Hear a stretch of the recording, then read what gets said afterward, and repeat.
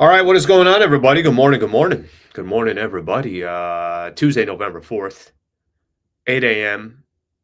I got a bone to pick with everybody here real quick. Okay. There's times where I just want to enjoy my cup of coffee in the morning, you know, listen to a little roots reggae, just kind of relax. And then always at 8 a.m., you guys interrupt me sometimes. Other times I'm happy with it. I'm fine. But there's other times where I'm like, you know what? I need another 15 minutes. Let me just enjoy my cup of coffee and relax here for a quick second. All right. Obviously very happy to be here. I don't know the last time I had like real true steam. So I was saving this cup here. Cheers to you this morning. Whatever it is that you're drinking. I had my cup of coffee already, so that's already kind of in the books. Now I'm moving on to tea.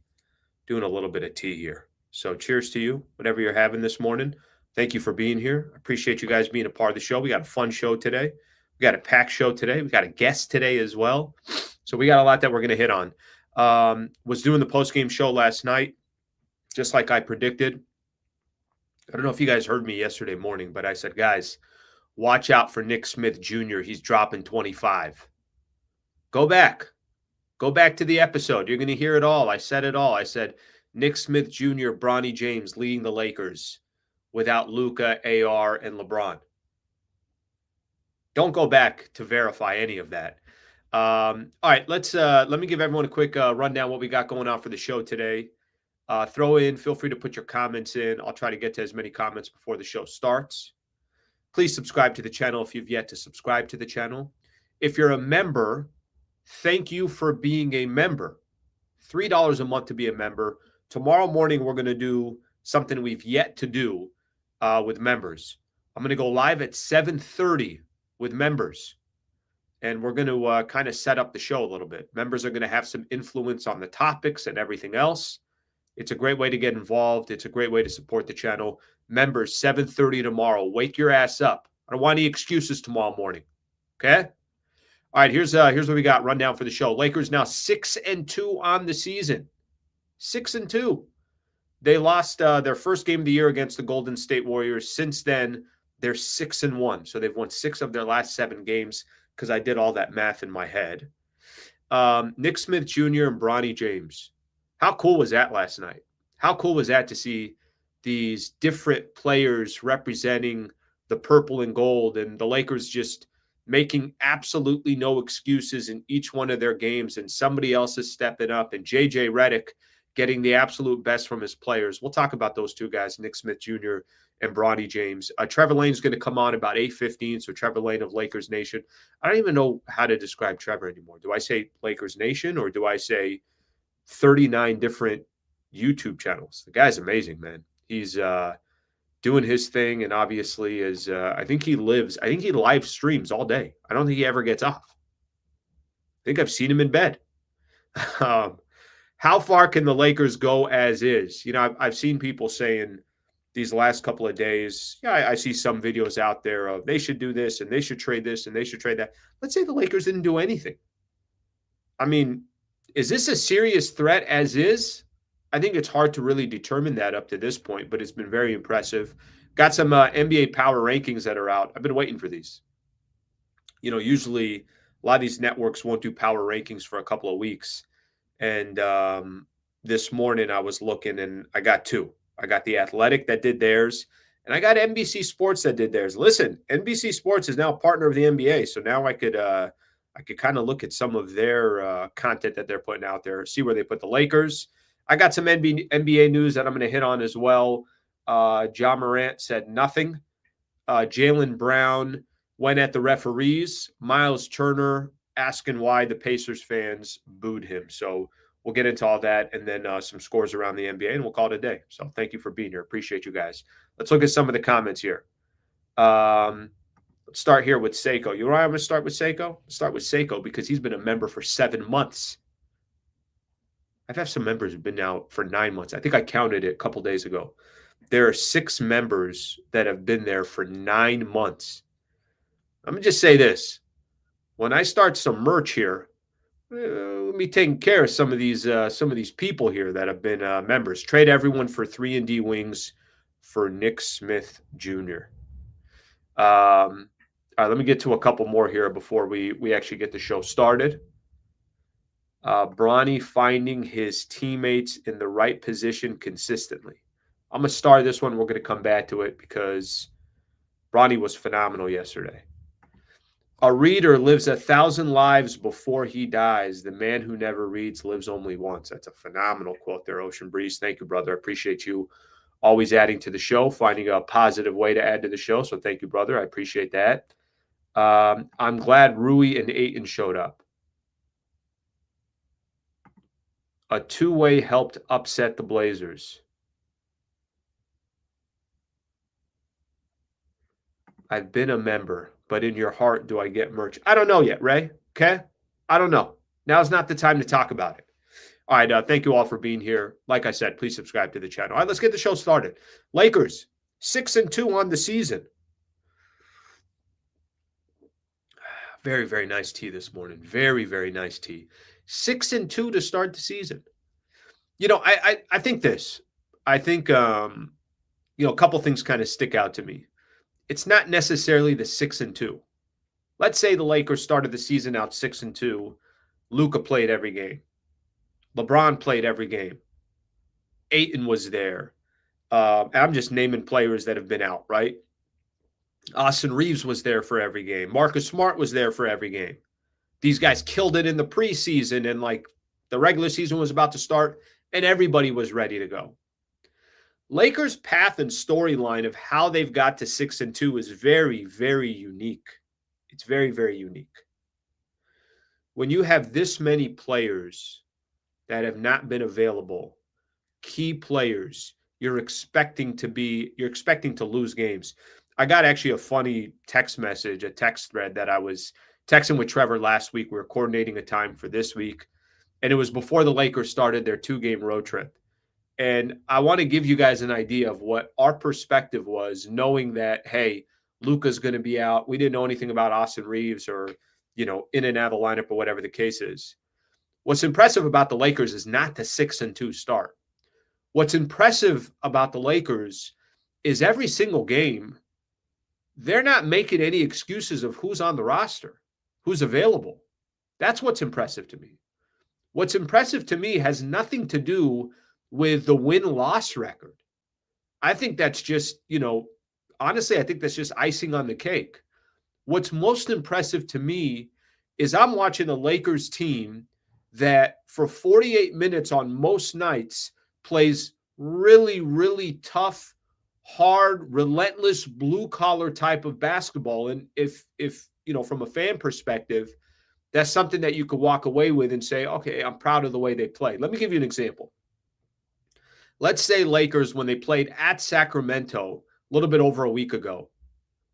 Wait, you don't have Luka Doncic. There's other players missing. Obviously you're going to lose this game. You're on the road against Sacramento. Not complimenting Sacramento at all, but Sacramento should find a way to beat the Lakers without Luka and without LeBron.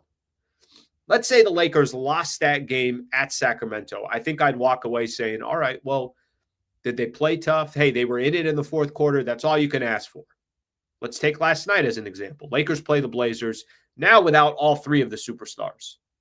All right, expecting to lose this game. Yeah, it happens. You don't have any of your guys. You're down 9 by the end of the first quarter. I get it. No, fourth quarter comes. They're not even just in the game, but they start kind of blowing out, eventually blowing out, and they're up double digits against the Portland Trail Blazers. Even if they lost that game against Sacramento, even if they lost that game last night against Portland, I like how they play. I like their mentality coming to each one of these games. I like that there are going to be times where they don't look all that great, or JJ Redick's going to lose it on the bench like he did in that game against Miami. That's fine. I mean, things are like that are going to happen. There's going to be moments where you're like, that's an awful turnover. I completely understand that. But the winning portion of it is just kind of icing on the cake. It's the fact that it doesn't matter who's on the floor. They have a philosophy. They have a foundation. They have a style of play that you can respect. If I'm another team out there right now, and I'll use a couple of these games that we got coming up. I'll use a couple of these games that we have coming up. So I'm looking at the Lakers schedule. If I'm game planning for the Lakers and I'm the San Antonio Spurs tomorrow, or I'm the Atlanta Hawks on Saturday, Lakers are in Atlanta, or next week they got Charlotte. Here's what I'm saying if I'm the coaching staff of one of those teams. You got to play 48 minutes against the Lakers. Yeah, this team, it kind of doesn't really matter who's in the lineup or who's not in the lineup. They're going to play tough, they're going to play hard, and they're kind of going to be a headache for 48 minutes. That in itself is just a phenomenal compliment towards what the Lakers have done so far. Put the 6-2 to the side. Don't pay attention to the 6-2. Almost threw out my shoulder. Tore a rotator cuff. It's the 6-2 portion is just like that portion is, you're happy to see that. You're looking at the Western Conference. You're saying to yourself, yeah, it's really, really tough to compete in the West. But for me is they have a style of play and they have this next man up mentality that's not bullshit. Like it's not you're just supposed to say that. Yeah, just play hard, but your other guys aren't in, so this is going to be an easy game for the opposing team. No, it's going to be a dogfight. And they're going to play walking into a game thinking to themselves, we can still beat you. Yeah, but Luka's not there. We can still beat you. Reaves is not there. We can still beat you. Just that belief in itself, I think, is a big deal. So I say all that to compliment, obviously, what the Lakers have done, but I would not just pay attention to the record. Because I actually think the record of 6-2 does not tell the full story of what the Lakers have done 2 weeks into the regular season. If I told you before the season started or before preseason they're 6-2, you're like, oh, okay, they started off well. Luka must be cooking this, that. The Lakers storyline to start out the season and they're 6-2 has nothing to do with the stars. It doesn't. They haven't been there on a consistent basis. Reaves has had an incredible start to the season. Luka's basically been around for 50% of the games. LeBron has not played a game yet. So it's really about all these other players of why the Lakers are sitting where they are. So foundationally for the Lakers, I think they got a lot to build on. And I think if you're a fan of Lakers basketball, you should also be proud of how they're playing, how there are no excuses. I mean, I wake up, before I do anything, I make 14 excuses. These guys, no excuses. Nick Smith Jr. Let me first say this about I'll go Nick Smith Jr. here real quick. Really, really cool. I mean, just a cool moment. I tweeted out, how cool is this for him? Anytime you have a player that's not really known, if you thought people didn't know who Jake LaRavia was, number 12, people are waking up this morning and saying Nick Smith Jr. Who the hell is that? What are you talking about? He dropped 20 plus for the Lakers and had 6 dimes and was hitting clutch shots. And with the shot clock running down, was sizing up players. And in some of those possessions, it was Jeremy Grant guarding him. And then throwing a lob to DeAndre Ayton, and Ayton is dunking it. Who the hell is Nick Smith Jr.? Yeah, that's a cool moment for him. And for players like that are trying to make it in the, you have these guys that are part of that two-way contract and playing in the G League and playing for the Lakers. Nick Smith Jr. didn't get time because he earned it yesterday. Nick Smith Jr. got time because the Lakers have nowhere else to go. And what he did with that time was take advantage of it. Really cool moment for Nick Smith Jr. Bronny James. I'm going to say this one here real quick on Bronny. I almost feel like I should save Bronny because I think that could be a much longer conversation. Let me do that. I'll talk Bronny with Trevor because I don't want to just rush into Bronny, and Trevor's going to be coming up here pretty soon. So we'll do that when he comes. All right. I know we got a lot of comments that are waiting here, so I'll take a look at those comments in just a second. Before I do, I know Trevor's going to be joining us, so let's give a shout out real quick to our partner. Serious injury, wrongful death case. You got family member, you got friends, something happened. They don't know where to go. They don't know where to start. They're in the state of California. Just get the best in the business. Brad Wallace and the Wallace firm. We created a URL, wallacewins.com/Sliwa. Why did we do that? Because we want to make it as easy as possible for any of our listeners. Absolutely free consultation. Let them sit down and meet with you. Let them kind of guide you in the right direction. I hope you never need them.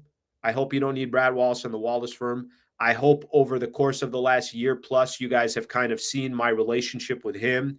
He's been a guest on the show multiple times, breaks down Lakers as good as I do, shows you how much he loves Lakers basketball.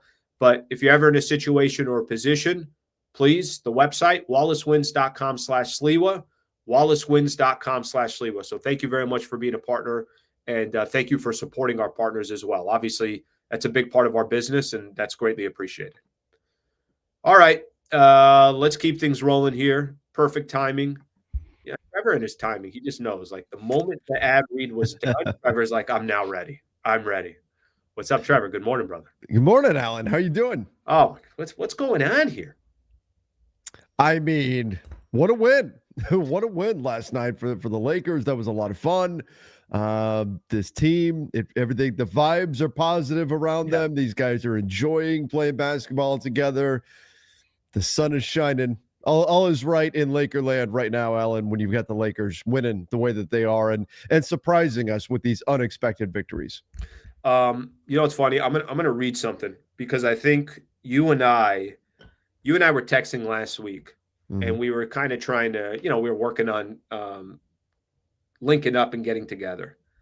And here's my text to you, and this is before Lakers went on that 2-game road trip, and we assumed Luka was going to be gone for both of those games. Okay, I said, any chance we split these next two without Luka?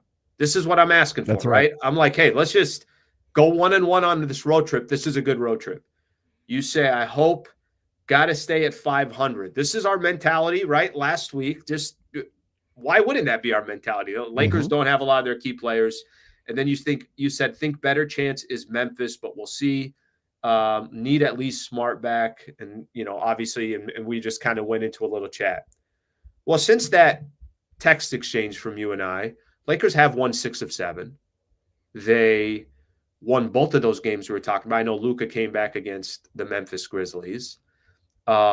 They handle business against Miami, a second of a back-to-back yesterday. We obviously know the lineup that's been there. I was just spending some time with the audience. I'd love to get your thoughts on this. For me, it's less to do with the 6-2 record. It's more to do with just how they're playing, stylistically, who's stepping up, no excuses made. I mean, there really is, I think, from I don't know if proud is the right word, but you respect how they're playing and they're benefiting from it with wins. But even if those were not wins, I still appreciate how they're playing the game. Yeah, there's certainly the wins definitely help, right? If you win by 1, everybody's happy. If you lose by 1, everybody's upset. The sky's falling and all of that. Think about that Minnesota game. Austin hits the buzzer beater. He doesn't hit that, and everybody's frustrated and angry and upset. Instead, everybody's happy because they won, even though they gave up that big lead in the fourth quarter. But so the wins are an important part of that. But yes, there's also stylistically an element of fun to the way they're playing. And part of that is because what the strength of the team has been the offensive side of the ball, and offense is fun, right? When they're executing, they're moving the ball, they're putting up buckets. That's an exciting thing to see. More exciting for most to watch than a team that's going to grind out a lockdown defensive game and they're going to win, 95-93 or something. The Lakers are eclipsing 100 points. They're putting up buckets. They're moving the ball well. They're sharing it. They're playing together, and that's fun basketball. But they're finding ways. And Alan, in the past, I've had the comment that they found a way to lose in a number of games. It feels like this Lakers team is finding a way to win more often than not. They're finding ways to get the job done. Oh shoot, this guy's out, that guy's out, this guy's hurt. Let's find a way. And they are, and they're getting the job done. So that's always exciting to see. But I also think that one of the best ways when we talk about fans are enjoying what they're seeing right now, one of the best ways to connect on an emotional level with fans is to do it through hustle, through grit, through grind. And we've got Marcus Smart, head first dive, two hands to the ball like a goalkeeper in soccer, hitting the floor, keeping plays alive. We've got Jake LaRavia flying all over the place. Not always the most coordinated looking guy out there on the court, yet somehow, some way making a big impact, hitting big shots. You've got DeAndre Ayton, who hasn't worked out in other places, stepping up in big moments here for the Lakers. There's this, you said the word we're proud, and I think there is that element to it too, where Lakers fans are looking at this and saying, damn, these guys are competing. And so that's it on top of the offense being the driving force behind this team. On top of it being wins, it's also the hustle and the heart that these guys are showing. And all of that is creating an immediate connection between not just the Lakers and each other, but this Lakers team right now and Lakers fans. What's that say about JJ Redick? I think he's doing a hell of a job. I think, I was in Memphis the other night for Lakers Grizzlies and was 15 feet away from JJ all game. The man is us. He is living and dying with every single play.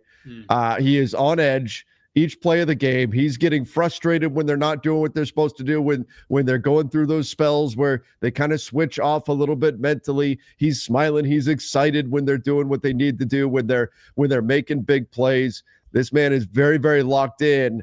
And I look at the way he's changed this offense to really utilize that high pick and roll with DeAndre Ayton, getting Jackson Hayes involved in those actions as well. You can see him molding what he's trying to do around the personnel that he's got on this team. So I think he deserves a lot of credit as well for what's happened so far this season.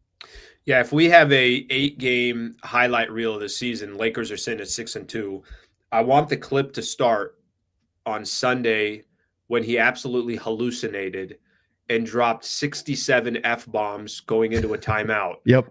And then that kind of sets the tone for everything else. It's funny, Trev, after that moment, they did come out, play differently, and they ended up kind of pulling away against Miami. But I like what you said. And, that's a great perspective to have, that if it's tough if you're watching the game on TV, but I encourage you, if you do go to a Lakers game, kind of key in on JJ. Just look at him, watch him for a few minutes, 5 minutes, something along those lines.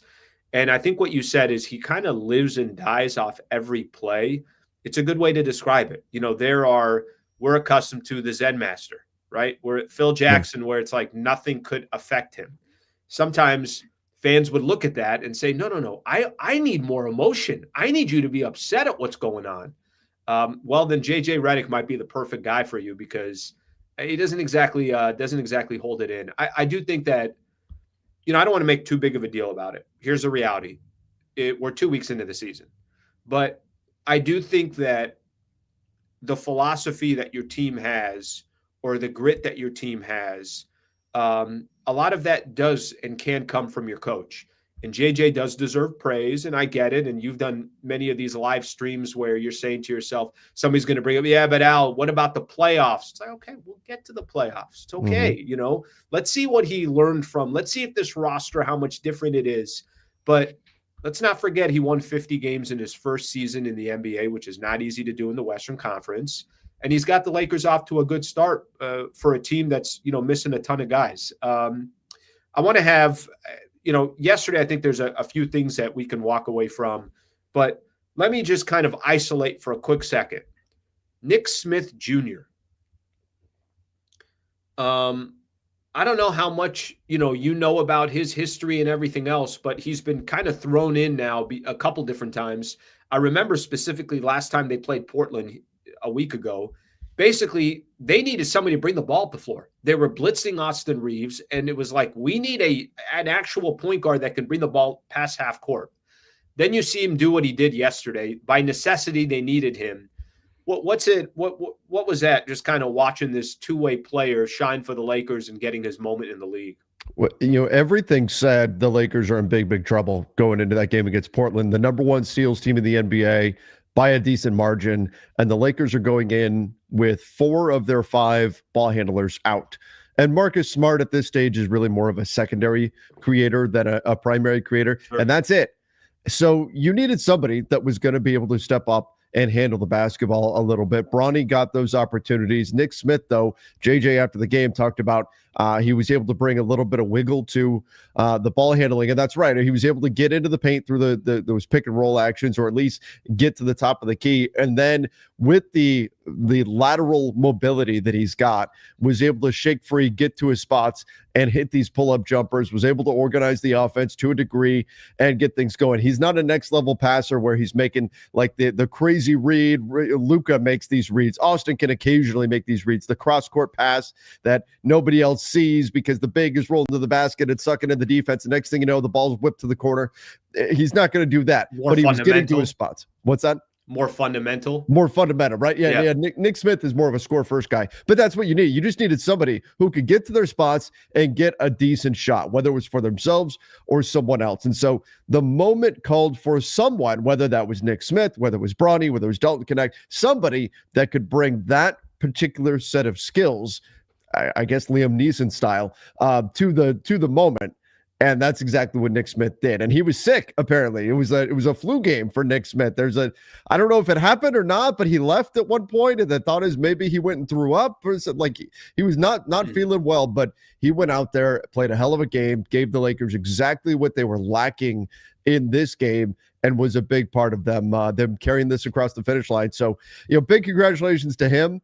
He had a heater of a game and stepped up when the Lakers needed him most. And that was great to see. I would assume more opportunities are coming for him now after this performance. I'm going to jump around a little bit. I know, obviously the game from yesterday stands out just because it was the most immediate thing that we saw. But let's go back and just kind of look at the season from a totality perspective. And I got a couple players I want to get your opinion on. Why do you think Lakers, as the season progresses, will be able to depend on Jake LaRavia? I just want to get your thoughts on what you've seen so far from LaRavia and why you think that this is somebody that through the course of an 82-game season is going to be influential on how the Lakers, obviously pan out this year. He knows how to play basketball. That's the biggest thing, right? It's not, he's every once in a while, he's a little goofy looking out there, isn't he? A little bit of kind of Bambi on ice. He's trying to dribble the ball, tripping and falling over himself and things like that. But I asked JJ about him the other night and said, how is Jake integrating into this team? He said, it's funny. A lot of people are going to look at, this was coming off of that 10 for 11 shooting night that he had the game before. He said, a lot of people are going to look at the offensive side. It's the defensive side that's impressed me the most. He's putting himself in the right spots at the right time. He's making the right reads. He's using his size, his frame. He's helping us on the boards. He's contesting. And the dude just knows how to play basketball. He knows where to be. He knows when to make the right cuts. And that is helping him out. He has a fairly versatile skill set. We knew that coming in. When Jake LaRavia signed with the Lakers, we knew that he was fairly versatile in that he likes to pass the ball. He is a ball mover. He's not a ball stopper. He can shoot a bit from outside. He can dribble a little bit. He's got a fairly crafty little Euro step in the paint, but he is a guy who can do a little bit of everything. And that's exactly what the Lakers have needed. They've needed somebody who can do a little bit on both sides of the basketball, who can give them that versatility. So Jake LaRavia, he's not doing anything crazy. I mean, the shooting numbers, they've been a little, above his head for sure. He's not going to shoot at this well all season long, but his ability to read the game is what has really been his superpower. And that's not anything that's going anywhere. He's going to continue to put himself in the right spots. He's going to continue to help on the boards. He's going to continue to make the right reads on both sides of the ball. And that's going to be everything for him moving forward. Yeah, by the way, I think in the broadcast yesterday, if I'm right, I'd have to go back, but Billy Mack and Stu, I thought Billy Mack said something about top 10 in deflections in the NBA, that it's not just about getting the steal as well as are you creating a steal, or maybe it's a deflection that now the shot clock's running down, whatever the case is. If you look at these last couple of games, I feel like there's a few times we've looked, it's like, damn, there's another 3 steals for Jake LaRavia or 2 steals or something along those lines. I think what I've been most impressed with, and I think go look at yesterday's stats as well, Rui's going to stand out. Ayton's going to stand out. Nick Smith Jr. is going to stand out. But if you look at LaRavia and go down the board, it's like another 5 or 6 assists, another 5 or 6 rebounds, a couple of steals, and still figures out a way to get into double figures. And I think, what you said as well, he's not a ball stopper. No, he's the description of he's just a basketball player, whatever it takes. And I could do a little bit here. I could do a little bit there. I love what you said too about, there are times he does look goofy and there's other times he looks smooth as hell. Yep. I think that's just kind of as he gets a little bit more comfortable, and obviously this team gets a little bit more times and reps. That's one of the more, I think, spots of the roster that I feel really confident about. I don't think Jake LaRavia is going to fade away. I don't think this is a, hey, 1 week, 2 week, Jake LaRavia looks good. I got a feeling we're going to have games where, there are going to be some games that are better than others, But I think LaRavia is definitely going to be around. So that part is definitely exciting to see. Um, we haven't seen much of it so far this year, but in the Reaves and Luka minutes that you have Mhm. seen, listen, Luka comes back to work and it's like, all right, there's the head honcho. Luka wasn't there, and Reaves obviously stepped in and has been tremendous all season. Clearly, when Luka comes back, Reaves just is not the same player, nor is he supposed to be. What's ideal with those two together? And what have you noticed in the games that they have played together just this season? I'm not worried about last year. Yeah, ideally, you've got two guys on the floor offensively that can both get downhill, can both get into the paint, can make defenses pay when they get guys leaning the wrong way. Both of them are excellent at that, reading what the defense is giving them, taking it, taking advantage of it. I think Reaves has actually developed really good chemistry with DeAndre Ayton in the pick and roll, especially on that short roll. Yeah, But you're right. when they're both out, when the great thing we've seen so far is that Austin could still do that thing where if everybody else is out, he can step up and say, hey, I'm going to drop 40 tonight. I'm going to drop 50 tonight. And I'm going to help lead us through. And he's done that over the years. We've seen that from him. In fact, his rookie year, I think it was, he had a triple-double.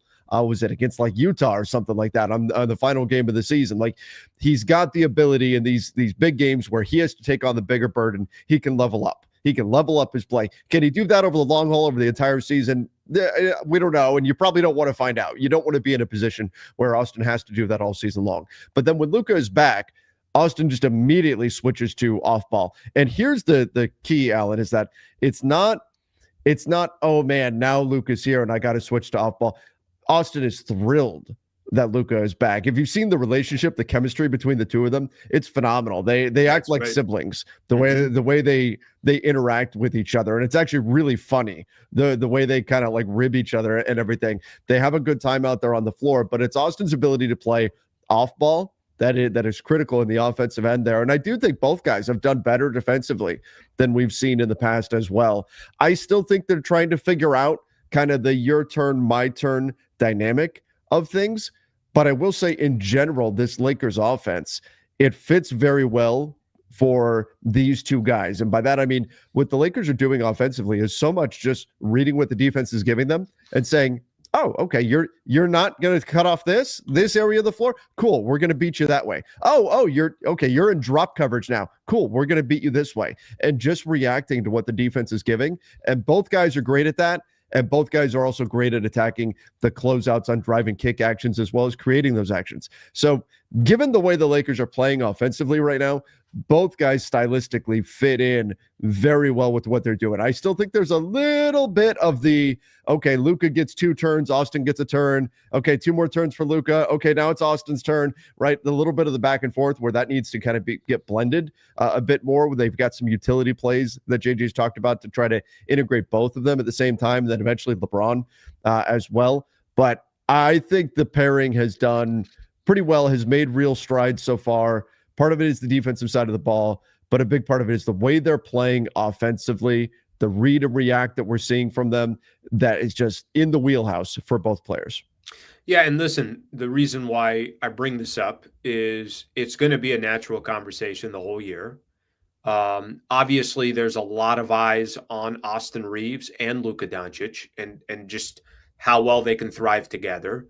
A lot of those questions will be answered as the season progresses. I don't think it's looked all that smooth so far, right? I think I think what the way you described it is a perfect example of, all right, Luka gets it a couple times and then Reaves gets it a couple. I think for Reaves, when he's at his absolute best, is just in the flow of a game. And there are times where you could tell it feels like Reaves is maybe thinking too much when Luka's out there, and he's not thinking at all when Luka's not there. So when they're able to kind of merge those two together, I think that's when they'll be most dangerous. So we'll give that some time and see, obviously what happens from that perspective. We have yet to see LeBron yet in, obviously on the floor this season. There have been a lot of reports out there that probably mid-November, it's interesting. I think the week of November 16th, I think they only have one game that week. It's like a game against Utah, and then they got a bunch of days off, and it's something along those lines. I wonder if they hold back on even that game and just give LeBron potentially even an extra week. We'll see what eventually happens. Can you just, what are you most looking forward to when LeBron comes back? I know there have been conversations out there that, hey, LeBron's going to ruin the chemistry, ruin this, whatever the case. Just give me your overall thoughts to LeBron coming back on the floor, what it may look like. Yeah, they've got a game the 18th, and they don't play again until the 23rd. So maybe that's the gap that they use to get LeBron back when he's at Utah Sunday the 23rd. But I'm getting people already that are saying, "Uh-oh, they're LeBron's going to come back and he's going to mess up the chemistry. Well, what's going to happen out? The team's playing well. What's getting?" Fans would never do that. Right, we're seeing that. They would never do that. If they are 2-6, it's, oh my God, the Lakers, they've got to get LeBron back right now. If they're 6-2, it's, do they want LeBron to come back? He's going to mess everything. LeBron is an incredible basketball player, and the thing about LeBron that I think gets underappreciated is his versatility. He can do anything on the floor. He can play whatever style you need. People look at LeBron and go, oh, ball dominant player. How's it going to work? How's it going to work with Luka? He's ball dominant. That's what LeBron does. Now, LeBron has done that, been ball dominant for years, because that's been the best path for the teams that he's been on. That's been how his teams win games. There hasn't been a better option than putting the ball in the hands of LeBron James. And so the ball has been in the hands of LeBron James. But now what he can do is show his versatility. And people say, well, but he's got this ego. How is he going to, why do you think he's going to be okay with not having the ball in his hands? Because he already did it. He did it last year. When Luka arrived, he completely shifted the way that he was playing basketball, both offensively and especially defensively. So when I look at LeBron coming back, Alan, I think two things are going to happen. Number one, there will be an adjustment period in the early going when LeBron returns. And it will be a little bit messy at times. There will be bumps in the road, and people will panic. People will get upset. People will say, LeBron messed up the Lakers' chemistry. Maybe they should trade him. Maybe they should send him back home. Those conversations will be had. The hot take shows will be given. We'll have tons of content for a week and a half, maybe two. The Lakers, they kind of go through that adjustment. Anytime you bring back a player of that quality, there's going to be an adjustment. And then they'll settle in. And I think the Lakers' ceiling will be higher because of it. LeBron will be able to put more of his energy into the defensive side of the ball. Not saying that he's going to become this top flight defensive player, but the ideal version of this is LeBron James in sort of a rich man's Draymond Green role, where he can give you a lot of versatility on the defensive side of the ball, where he can focus his attention on the defensive side of the ball, because guess what? Finally, and he's been asking for it for years, he doesn't have to run the offense. Austin can handle it. Luka can handle it. LeBron can divert his attention elsewhere. He's going to be an off-ball cutter. He's going to be a floor spacer. We've seen him working on his three-point shot. I think ultimately the Lakers' ceiling is going to be much higher. But again, we got to be ready for those bumps in the road, for those rough waters that are coming. And I think there is going to be an overreaction that will ultimately subside when LeBron first returns. We're hot take guys, you and I. Absolutely. I'm basically just looking for clips. That's it. I mean, I'm trying to go viral every moment I get the opportunity, Trev. Okay, real quick on the Braun stuff. I would say this, and yesterday I spent a little bit of time on this. I think sometimes people get caught up in well, what about next year? You don't have to worry about next year.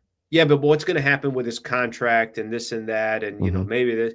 You don't have to worry about any of that. He's on the final year of his contract. That's going to kind of figure itself out. That's going to take care of itself. If you think the Lakers' best chance of going as deep as they can this year is without LeBron James, I'm not really sure what kind of conversation to have with you. They're better off with LeBron, period. I mean, just in a playoff series where there's the adjustments and dissecting other teams, and after every game, it's surgical of what you do from game to game. You don't want LeBron James in that mix and in the thick of things. Of course you do. I think what you said too, which is the most important thing. LeBron showed last year when Luka became a Los Angeles Laker. Here are the keys, brother. Like this is better for our team, and to have you on the floor gives us a better chance of trying to go as far as we possibly can. The team was still incomplete. Obviously, we know the flaws that the Lakers had. Other players, whether it's the roster, guys didn't deliver. But I thought LeBron last year, the way he adjusted was exactly what he needed to do. And I think that's exactly what he's going to do. The beauty is with the Lakers, if you can get off to a 6-2 start and you got all these other players stepping up, they don't need to depend on LeBron in an 82 game schedule the way they've needed to depend on him in the past.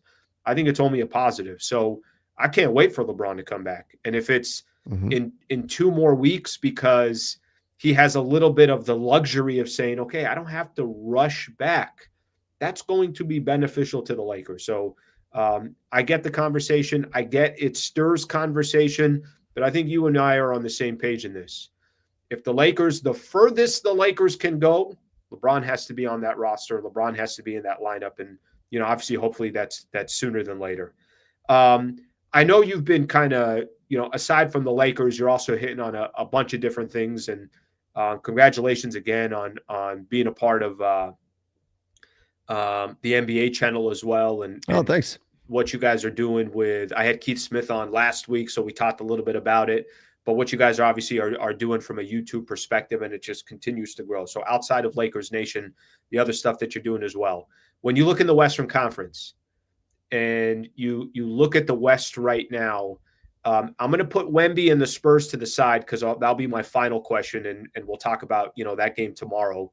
What are the kind of the top storylines for you in the Western Conference so far? Yeah, I mean, looking at the West, I think the implosion of the Pelicans is when we get into the negatives is, I mean, they're 0-6 on the season. They have a negative 18-point differential. And the Atlanta Hawks are super happy about the draft pick that they're going to get from the Pels this year. That's the team when we're talking about the trade front. That's a team that I'm keeping an eye on because they're struggling so badly early. Will they be willing to sell off some of their players, and what will that look like? Obviously, we've got a long way to go until then. Trade season didn't really pick up in the NBA till after December 15th. But a team certainly to keep an eye on. The Dallas Mavericks, their struggles. I'm a bit surprised by how much they've struggled there, and I do think better days are ahead from them. But when I look at the West, it's we're kind of back where we were last year, where it's OKC and then there's everybody else.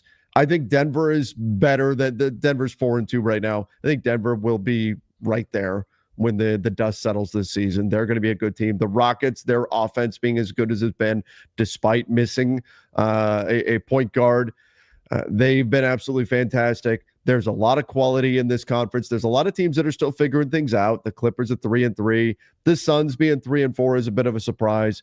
The Jazz at 3-4, they've proven to be a bit tougher than I think most would think. But I think the general concept of the Western Conference being this one where anybody can beat anybody on any given night has largely proven to be true. And that creates some surprises. Like we're going to talk about San Antonio. They're up at the 2 seed right now.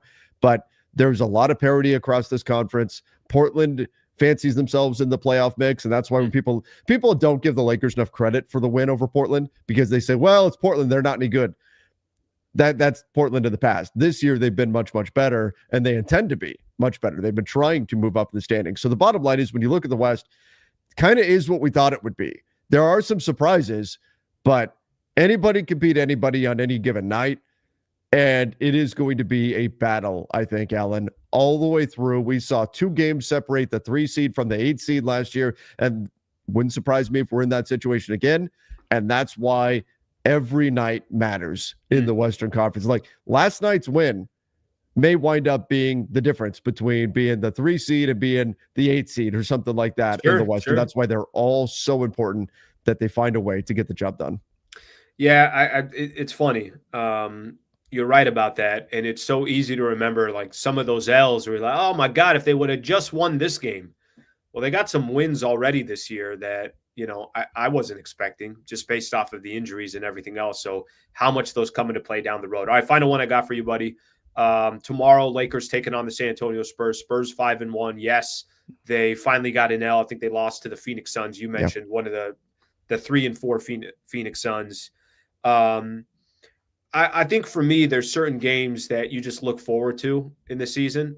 And Wemby is already in the, hey, when do the Lakers play the Spurs and when do they play Wemby? And if you're just a fan of basketball in the NBA, you want to see this guy play as many times as you possibly can. And hopefully, obviously he's healthy and good to go for his career. With that in mind, what do you just give me some of your takeaways of Victor Wembanyama so far this season? Well, first of all, disappointed that we're not going to get to see Dylan Harper playing for the Spurs against the Lakers tomorrow Out night. probably a couple of weeks, yeah. Yeah, a few weeks with that calf injury. So that's been also an subplot of the season has been how many injuries we've seen around the NBA. Certainly unfortunate.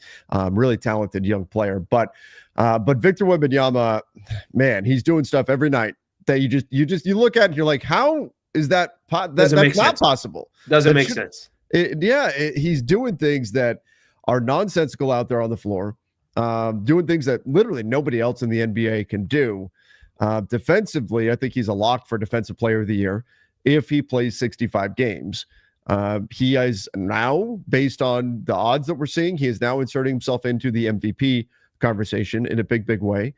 He is going to be a problem to deal with. And I think the big thing is he stopped taking so many threes. He's cut down on his three-point attempts by a lot. He's focusing more in the paint, and he's basically unstoppable there because nobody can reach him. Nobody can reach the ball. Nobody can do what he does off the dribble. Mark Williams had some success against him. Some of that is due to the insane length that Mark Williams has. DeAndre Ayton's going to be, in for a long night defending Wemby. Jackson Hayes is going to have to be big. All these guys are going to have to step up and do everything you can. And there's going to be moments where there's nothing you can do. And that's just the brilliance that is Victor Wembanyama's game. And that's where I feel the Lakers, like, he's getting to the point where you're just thinking, man, we just got to hope he has an off night or something. And he's still young. What is he, 22, I think?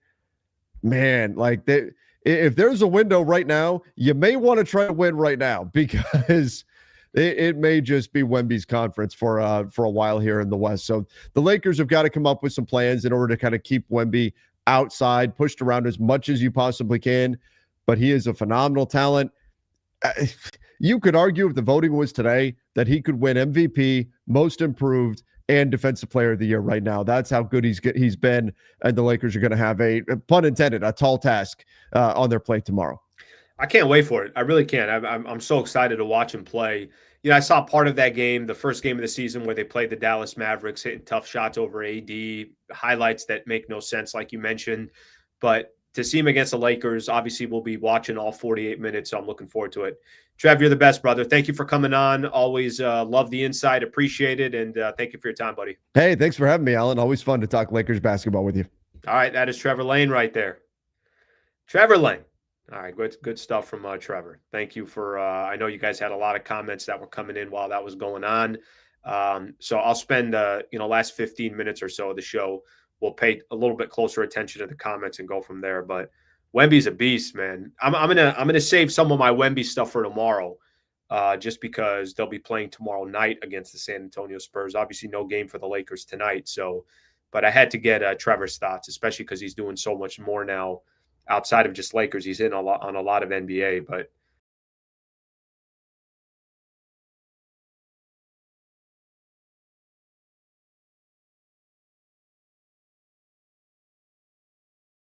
All right, I'm back. I screwed something up. My apologies there. Wrong button there. So I was just saying on Wemby, I can't wait for tomorrow. Just can't wait for tomorrow. Okay, let's take a look at some of the comments. All right, hopefully I'm back and everything is all good. Let's read some of these.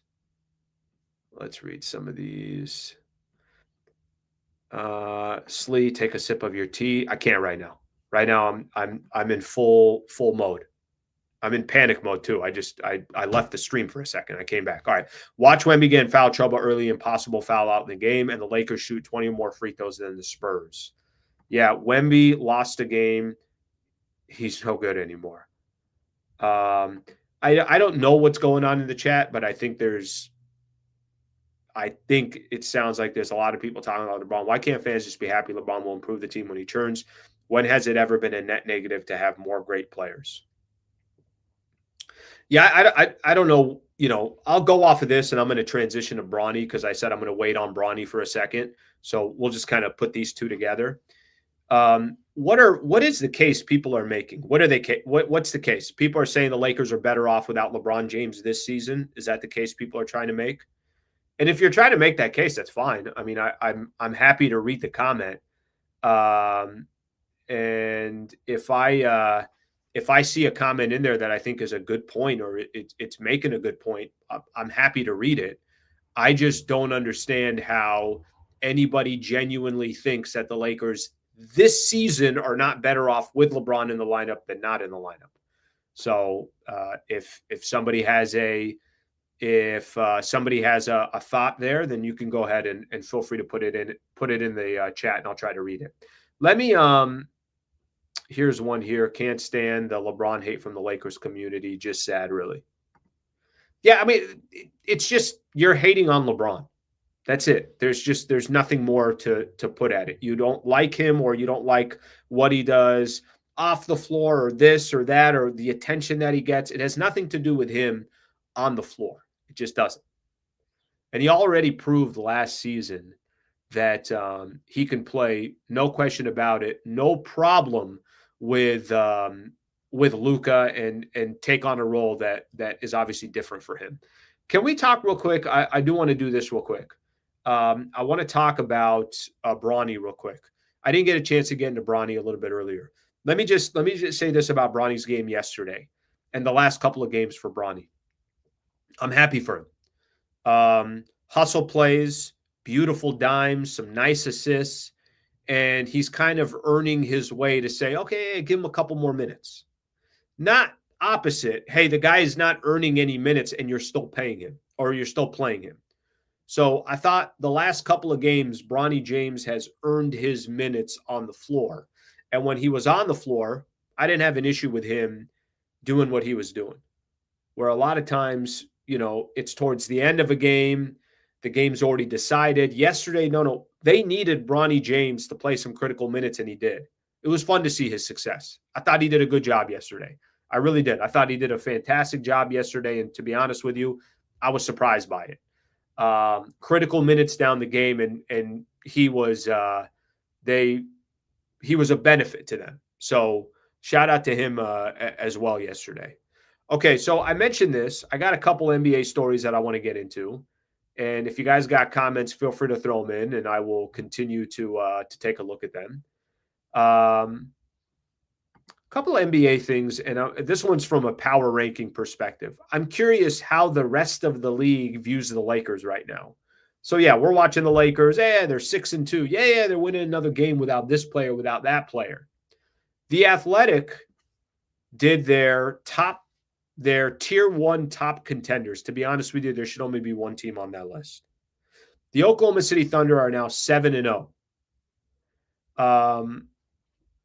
7-0 to start out the season. And to be completely frank, I'm not even sure. Is Jaylen Williams back? Is he not back? I'm not 100%. I don't think he's back, but they're 7-0. Here are the tier 1 top contenders they put on there. They put OKC. They put the Rockets.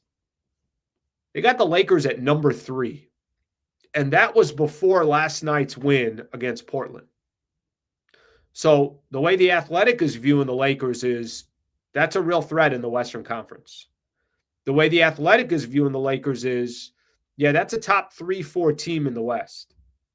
A lot of games obviously left to be played. Lakers right now kind of driving most things by their offense. They're 8th in the NBA offensive rating. Defensive rating, they're 17th. I'd like to see that get below 15. We'll see what happens as the season progresses. But you got a ton of different guys that are, obviously contributing to this team. So the Athletics got the Lakers at number 3. They got Denver at number 4. And they got the Golden State Warriors at number 5. So technically, they still don't have the Spurs as one of those tier 1 teams. And I probably know why. I think they're waiting to see more from the San Antonio Spurs before any of that stuff happens. Okay? NBC Sports, now one of the NBA partners of the NBA. So, obviously we know that they're airing games now. So they got to step up their NBA content. They did power rankings. Oklahoma City Thunder at number 1. Spurs at number 2. Nuggets at number 3. Houston at number 4. And they got the Los Angeles Lakers at number 5. Again, these rankings too came out in the afternoon yesterday. And this is before the Lakers beat the Portland Trailblazers. So 2 power rankings right now, both power rankings. By the way, there is zero respect for the Eastern Conference, and I don't blame them. I don't know how much you could respect the Eastern Conference right now. Both of them have the Lakers in the top 5. Both of them. So something to keep in mind as we all kind of sit here and we're watching the Lakers. It's one thing to get them from the scope of a Laker perspective. It's another thing to get them from the scope of a perspective of people that are just covering the NBA. So top 5, I think it's very, very fair to say with the way the Lakers have started the season, they deserve that. It's 2 weeks into the season. Can you rise? Can you fall? Of course you can. All right. So we kind of know where that goes there from the Lakers. Okay, I got some NBA topics that I'm going to hit on for the last maybe 5-6 minutes or so. If you guys got some comments here, let's see what we got here.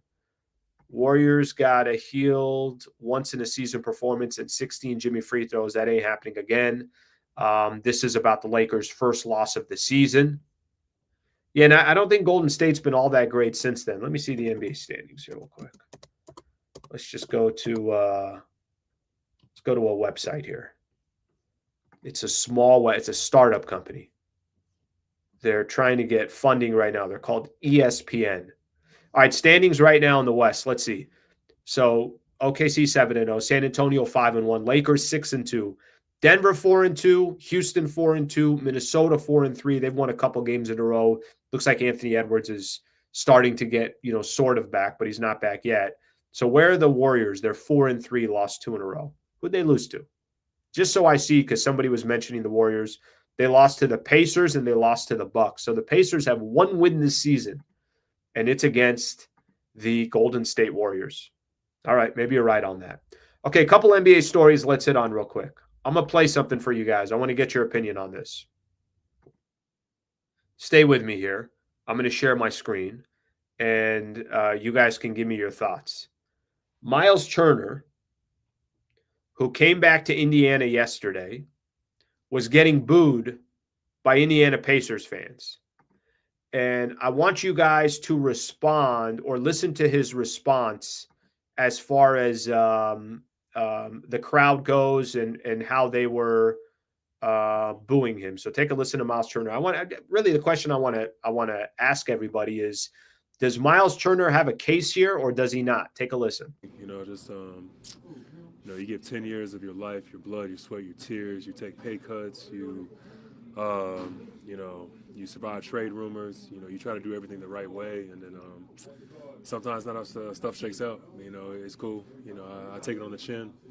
I think a lot of people will say I said things, but I think a lot of people want to formulate their own narratives and spin it to whatever they want it to be. But it is what it is, man. Like I say, you take it on the chin, just move on. All right, that's Myles Turner right there. This one, the reason why I kind of wanted to play it, I was interested in playing it predominantly was it's an interesting perspective. And I think, a lot of times, and I wish Myles Turner understood this. And I don't mind Myles Turner giving his opinion and his thoughts. I think he should give his opinion and his thoughts. And if Myles Turner's saying, what the hell, I played in Indiana for so long, I was loyal to them. I even took pay cuts in the past just to make sure that, we're working in a way that gives us an opportunity to compete. And then I go sign a big contract with the Milwaukee Bucks, and now everybody's mad at me. I think Myles Turner shouldn't take it personal because I think that's just how fans are. And I do agree that there is a piece of Myles Turner that's like, I put a lot of blood, sweat, and tears here that let me get a little bit more respect than booing me. But that's how fans are. And, it's kind of funny with players because fans want loyalty. Ownership wants loyalty, but they don't return the same thing to the players. And if the player makes a decision that they feel like is in their best interest, all of a sudden they're the bad guy. That's kind of where Myles Turner just fell into.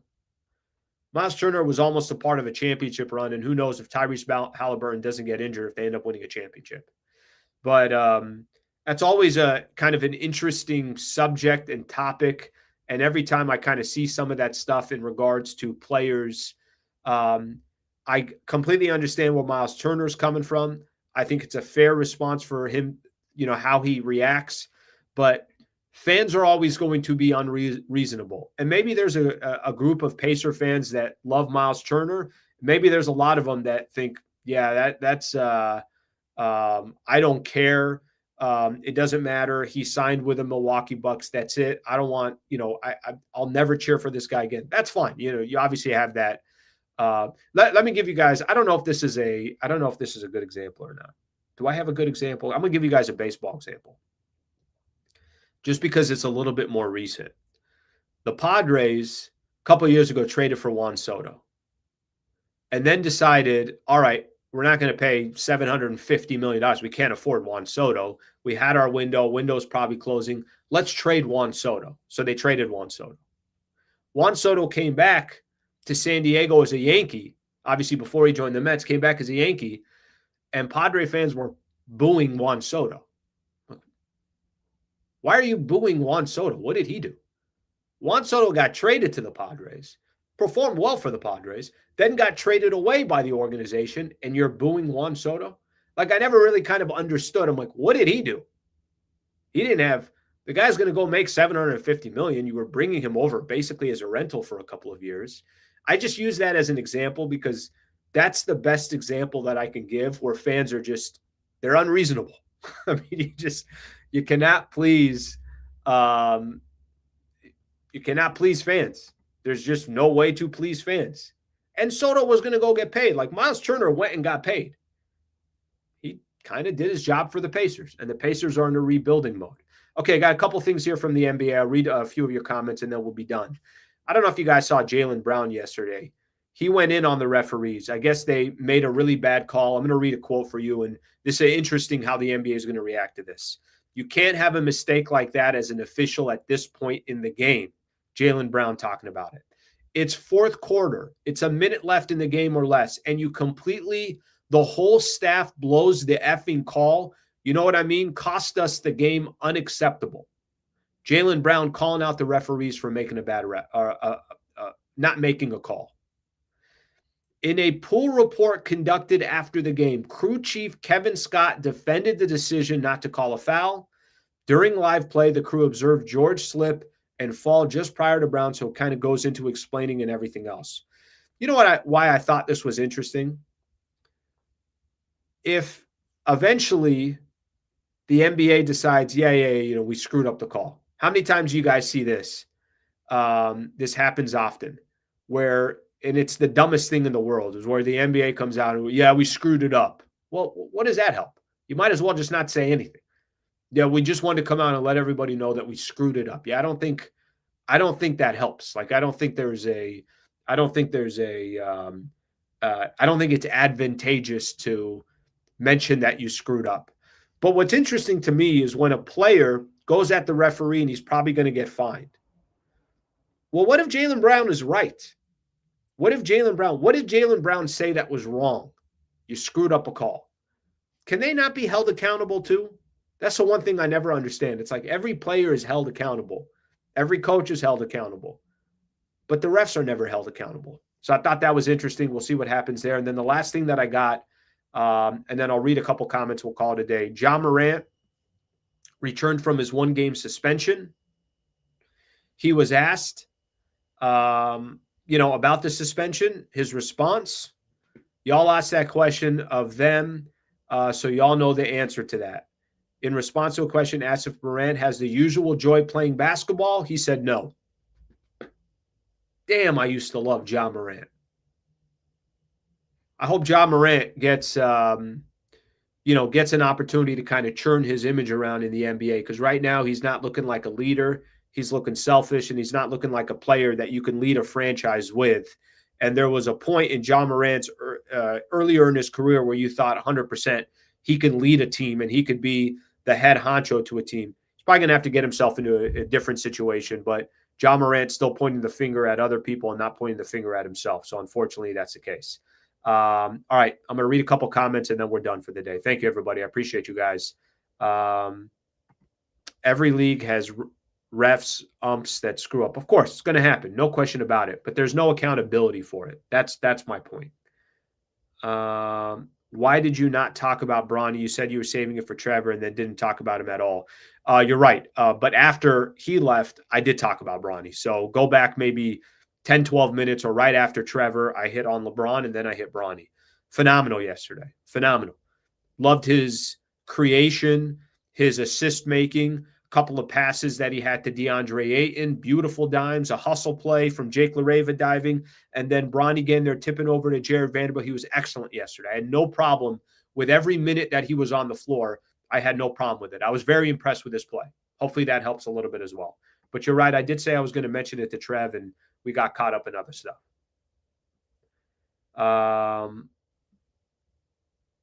Let's see here. Refs make 20% correct calls. Bronny is activating playoff mode. Okay, final thing I got to say. Tomorrow morning at 7:30, I'm going to go on with members. So please, please, please, if you are a member, come on at 7:30. Help me kind of, I'm going to try this. I've never tried it before. Basically, you're going to help me create the show for tomorrow. I'm going to let members chime in with topics, kind of the flow of the show. I don't have a guest tomorrow. So members, 7:30 in the morning, be a part of, I'm going to do a live stream with members, and that will kind of lead us right into our 8 a.m. show. We'll get some of the topics ready and everything else. So I'm looking forward to that. If you're not a member, please consider it. $3 a month to be a member. And thank you, everybody, for joining the show. Shout out to Trevor Lane. Shout out to Brad Wallace and the Wallace Firm. Shout out to everybody here on the chat. Tomorrow we'll also be breaking down Lakers and the San Antonio Spurs. Thursday, and got to give everybody just a heads up. Thursday, I'm going to have Chris McGee. Geeter's going to join the show from Spectrum Sportsnet. Thank you, everybody. Have a great Tuesday. I will see you guys tomorrow. There's a preview video tonight of Lakers and the Spurs. Sammy will release by 8 p.m. tonight. Have a great rest of your day.